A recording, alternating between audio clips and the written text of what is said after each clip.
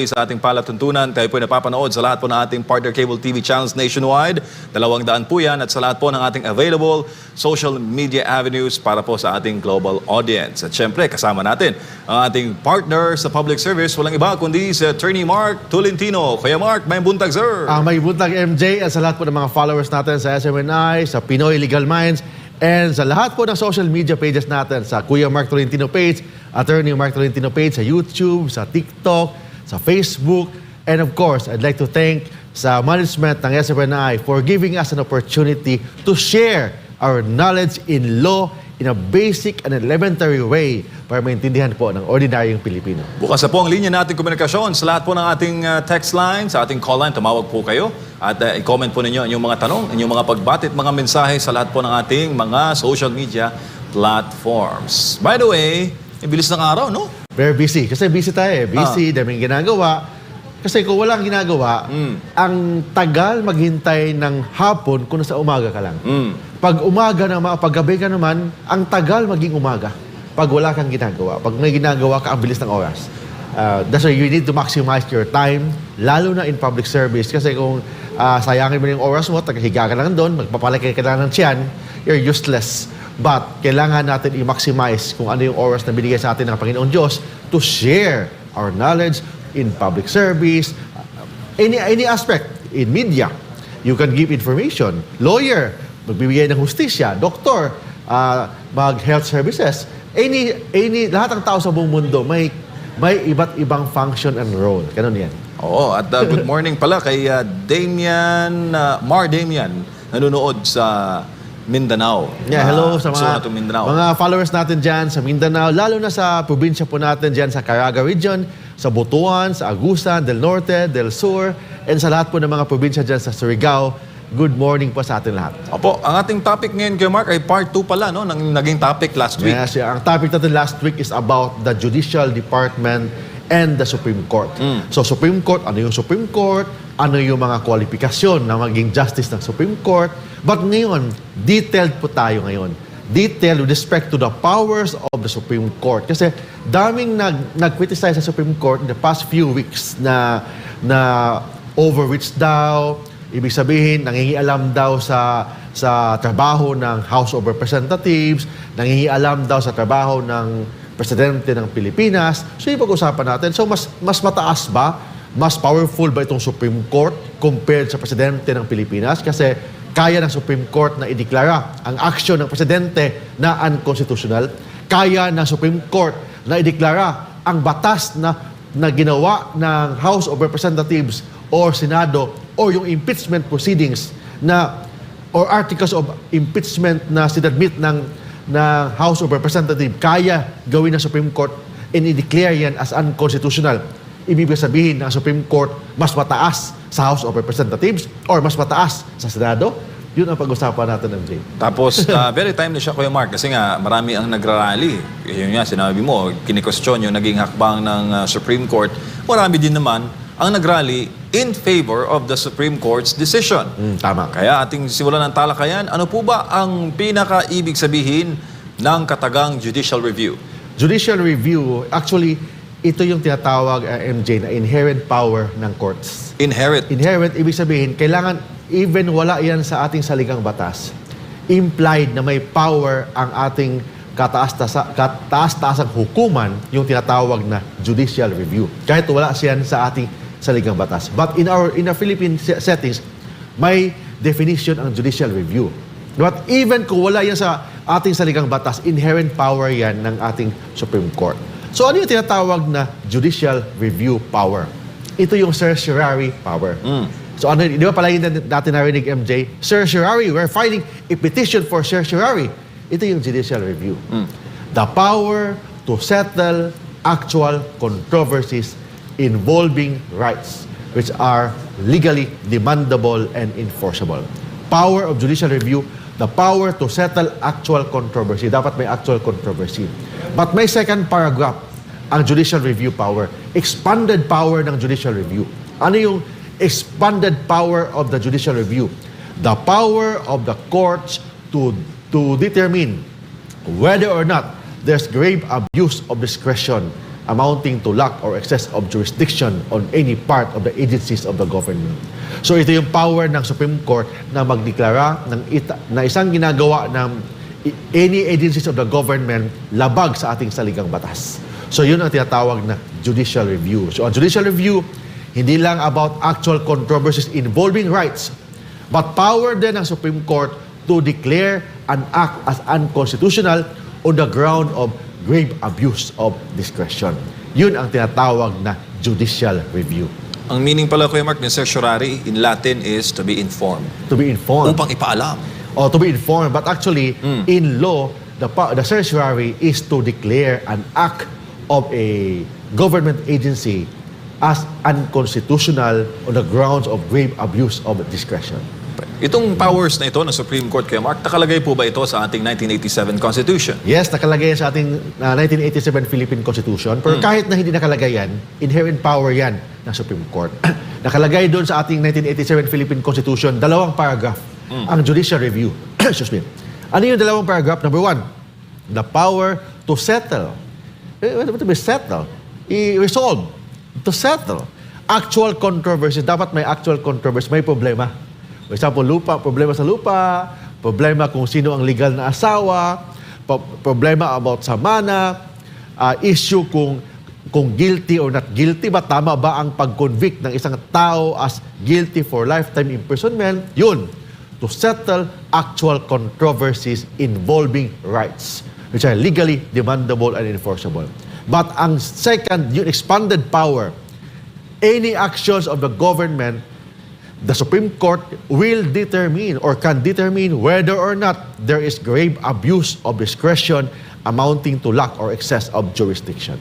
So, kasama siya, Kuya Mark, kasi sabi dito, any branch or instrumentality of the government. Kasama dito yung mga government-owned and controlled corporations, GOCCs. Kasama yung mga lahat na. PNOC, kasama yung PAGCOR, kasama yung PSSO, or any other government agencies, kasama as long as it is an instrumentality of the government, including government-owned or controlled corporations. Kasama dyan yung mga ahensya ng gobyerno o government body na may quasi-judicial functions. Yes, lahat. Including COMELEC, Civil Service Commission, the Commission on Audit, kasama yon. In fact, kung yung mga decision ng COMELEC is pwedeng i-review yan sa Supreme Court through a petition for certiorari. For example, natalo ka sa COMELEC, nakaso mo sa COMELEC, pwede yan i-review sa Supreme Court through petition for certiorari.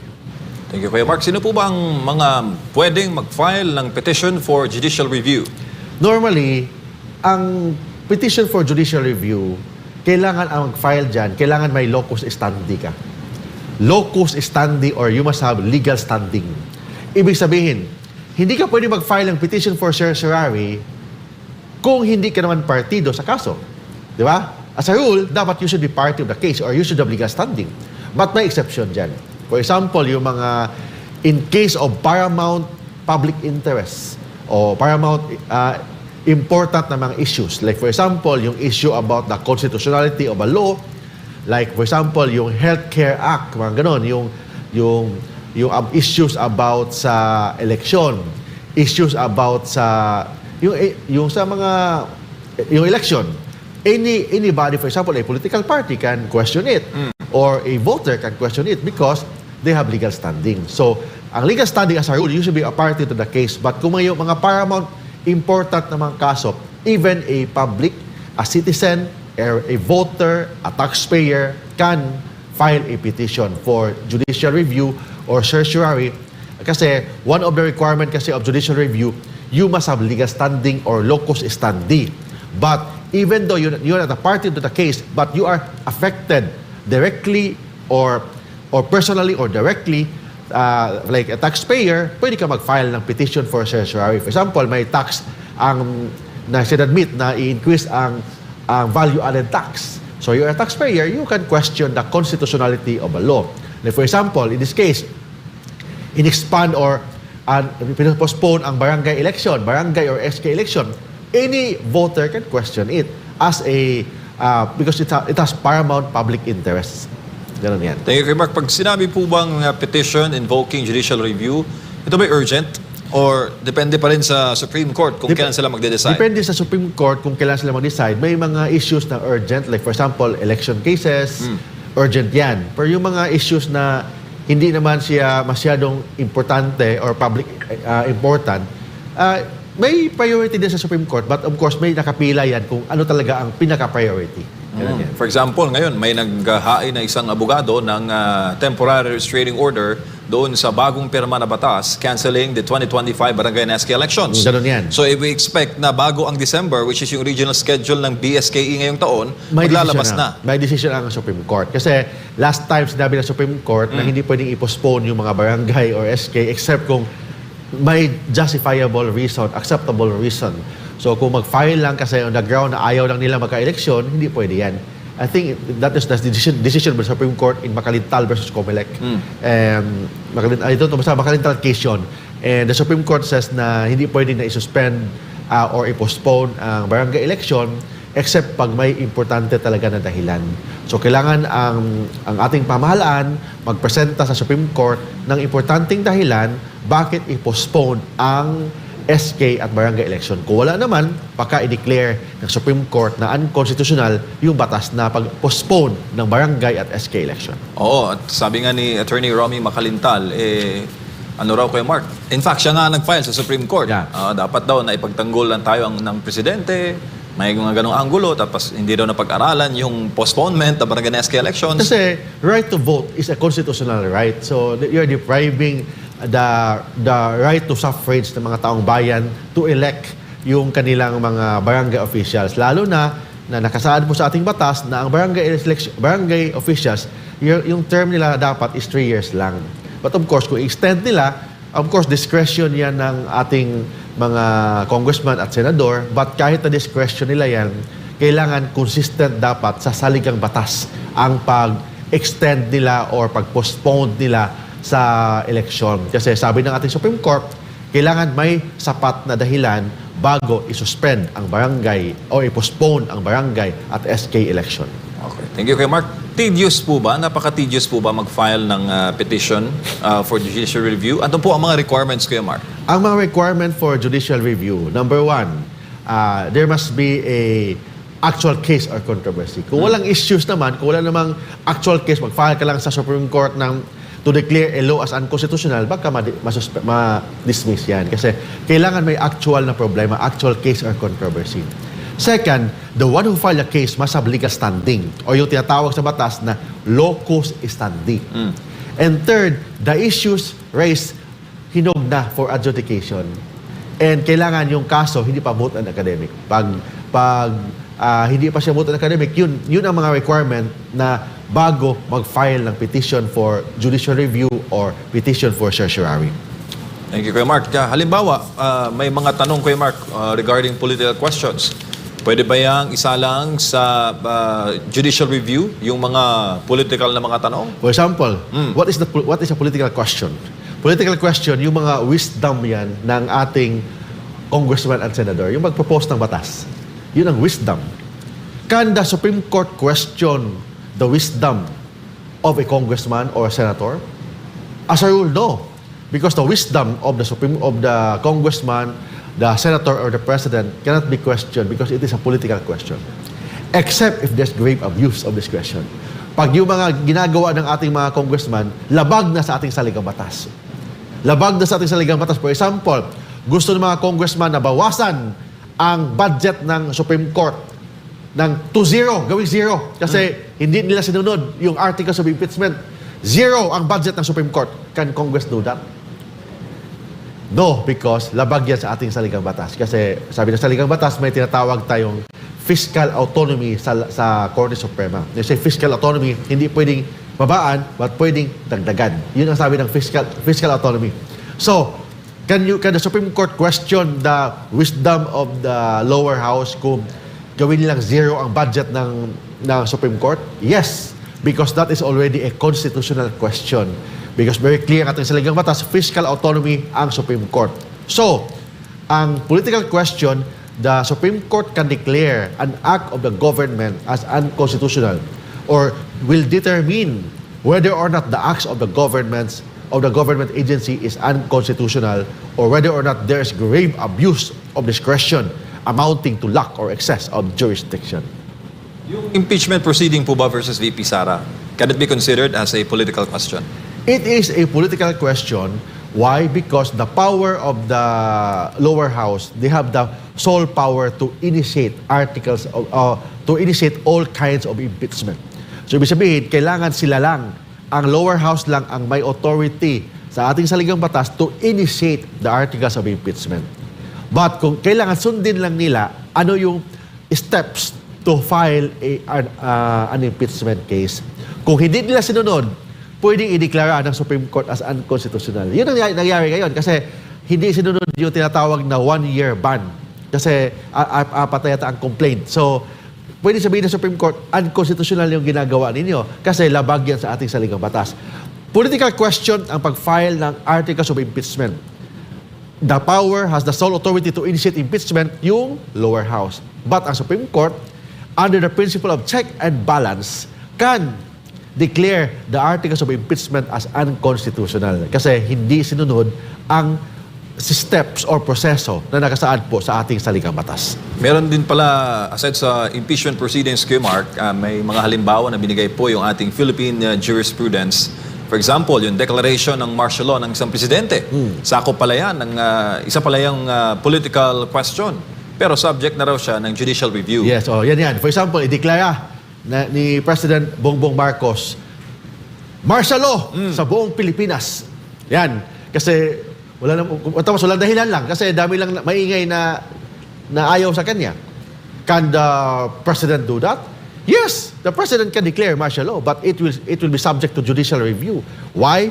It will be subject to judicial review kasi tingnan na Supreme Court kung nakasaad ba, may basihan ba based sa ating saligang batas ang pagdeklara ni BBM as ng martial law. Kung walang dahilan, pwede sabihin ng Supreme Court, yung ginagawa ni BBM unconstitutional, labag sa ating saligang batas, therefore null and void. For example lang yon.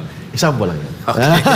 Electoral protest o election contest, pasama pala yan sa political question, Kuya Mark. Yes, kasama yun. At palagi natin naririnig yung kataga na grave abuse of discretion. Ano bang ibig sabihin yan, Kuya Mark, based sa batas?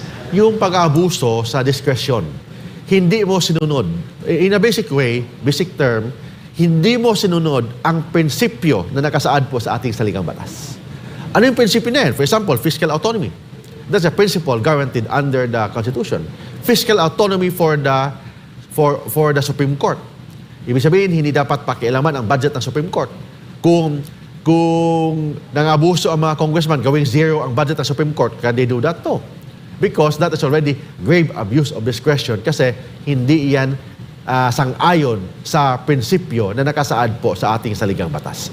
Thank you, Kuya Mark. Ano po ba ang mga acts o mga nagawa na subject po ng judicial review? Nagawa po ng isang ahensya ng pamahalaan? For example, law, batas. For example, ito ngayon, Barangay and SK Election Postponement Law. Di ba may postponement? That's a law. So pwede yan subject to judicial review.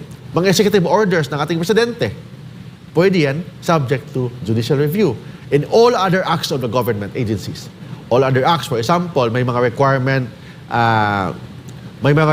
sa yung tinatawag na senior citizen. May principle, may tinatawag guidelines sa how to avail the 20% discount. Tapos, hindi yan nakasaad po sa ating saligang batas. So, pwedeng ideklara it as unconstitutional. So, normally, ang mga i-declare ng ating Supreme Court as unconstitutional, yung mga batas, yung mga executive orders, or yung mga all other acts of government agencies. Thank you, Kuya Mark. Ang decision po ba ng Supreme Court can be subjected to a judicial review? Hindi. Yun lang. Ang decision ng Supreme Court is the only exception na hindi covered sa judicial review. All other acts, law ng ating ng Congress, law ng Senado, executive order ng Presidente, law na pinirmahan ng Presidente, or all other acts of the government agencies subject to judicial review. But yung decisions ng Supreme Court is not subject to judicial review. Bakit? Because the Supreme Court is the final arbiter of the land. So, So, yung decision ng Supreme Court is final and executory. Except, it can be subjected to motion for reconsideration. Or in future cases, yung tinatawag na judicial reversal. So, ibig sabihin, only the Supreme Court can reverse its decision through a motion for reconsideration or in future cases, judicial reversal. Hindi subject sa judicial review ang decision ng Supreme Court because the Supreme Court is the final arbiter of the land. But yung decision ng Supreme Court can be reversed through a motion for reconsideration or through judicial reversal in future cases. Kuya Mark, political question.